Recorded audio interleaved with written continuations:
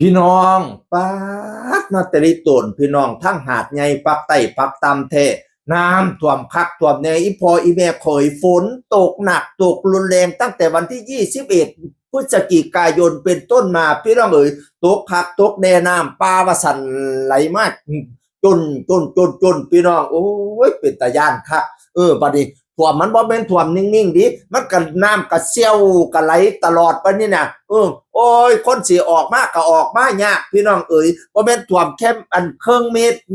นึงดิท่วมลึกสุดนั่น4 เมตรพี่น้องเอ๋ยเขาเจ้าก็จัดระดับตั้งแต่อัน0.5นั่นครึ่งเมตรจนไปฮอดเมตรกว่าจาก2 เมตรจนฮอด3 เมตรกว่าแล้วก็ลึกที่สุดนี่คือ4 เมตรขึ้นไปป๊าดโพดโพบักโม่บักแตงหลังซุ่มน่ะมาอยู่เทิงหลังคาบางอันในลิฟต์หลังคาอยู่แล้วหลังคาบ่ได้ต้องขึ้นไปอยู่ตึกสูงๆบัดนี้ผู้เฒ่าขึ้นตึกสูงๆก็ขึ้นยากบัดนี้พี่น้องเอ๋ยก็เลยพากันโซมกันขึ้นโอ้ยยากบางคนก็ย่างยากนี่บัดนี้เนี่ยปีนหลังคามันสิปีนง่ายๆแต่บัดนี้อีพ่ออีแม่ก็เอ่ยโอ้ยข้าเจ้าถ่ายคลิปมาเป็นตาลุโตนชาติให้ห้องว่าสันช่วยด้วยว่าสันว่านั่นน่ะคนขี่เลี้ยผ่านไปก็ช่วยด้วยเสียงจากมุมนั้นมุมนี้โอ้ยห้องกันสนั้นปันพื้นอยากออกมาพี่น้องเอ๋ยจำนวนเรียกเข้าไปช่วยนั่นบ่เพียงพอพระเอกแต่ว่าน้ำใจคนไทยนี่กำลังไปแต่โกโก้ปานนั้นกับบ่พอพี่น้องเอ๋ยณเดชเนี่ยไปตั้งแต่มือแรกๆก่อนระดมเรือท้องแบน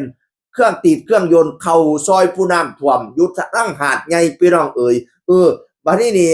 ป้องหวยไล่กับบริจาคซอยไป100,000 บาทเนาะผู้ใดมีเงินกับบริจาคเงินผู้ใดมีแห้งกับบริจาคแห้งผู้ใดมีเลี้ยกับบริจาคเลี้ยเข้าน้ำซ้ำป่าบริจาคซอยกันพี่น้องเอ๋ยก้องหวยไล่รวมกับเจนนี่ได้หมดถ้าสดชื่นเจนนี่แล้วอยู่ปักใต้ปักตำก็เอาไปซอยคือกันนายห่างประจัดใช้จัดคอนเสิร์ตวันที่29นี่เอาเงินไปซอยเอาเงินไปซอยน้ำท่วมปากใต้น้ำกันพี่น้องเอ๋ยทั้งหาดใหญ่น้ำกันคู่สลาคุณอาวุธกับร่วมบรรดาศิลปินลูกหาว่าสิทธิ์เฮาจัดไลฟ์สดเอาวันที่27พฤศจิกายนนี้เวลา 16 นาฬิกาเป็นต้นไป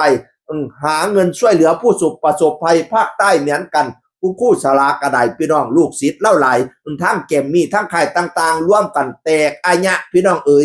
บัดนี้ทั้งตลกนี่พอหม่ำโจกโมกกันร่วมศิลปินตลกศิลปินลูกทุ่งหลายผู้หลายคนจัดคือกันพี่น้องเอ๋ยคอนเสิร์ตก็มาดีครับเพื่อร่วมใจช่วยชาวปากใต้วันที่3 ธันวาคมนี่ก็ได้มาหลายคนกับซอยกันบริจาคร่วมไปถึง CEO ร่วมไปถึงที่เอเตอร์นี่พิมพ์รีพายช่วยไปเลย1 ล้าน บาทพี่น้องเอ๋ยน้ำใจคนไทยบ่เป็นธรรมดาเด้บ่เป็นแล้วให้แล้วดาซื่อๆเดี๋ยวเราช่วยคนน้ำเนี่ยพิมพ์รีพายช่วยไป1 ล้าน บาททันทีเลยพี่น้องเอ๋ยเบิ้ลหน้าคอนนี่โอ้ยเราถ่ายคลิปมารู้ตัวในจูนเราตั้งกว่าให้100,000วันนี้เราก็เรียกเจ็ตสกีรวมเรือเจ็ตสกี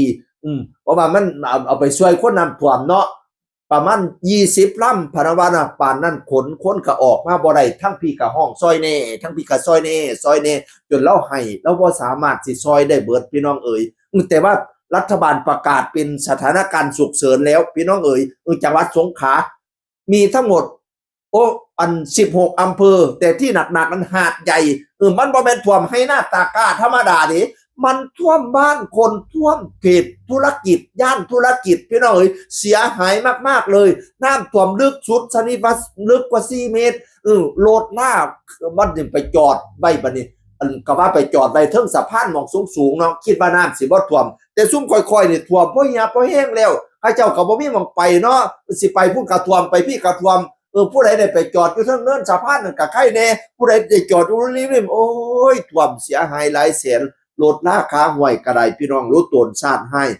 บรรดาผู้อัน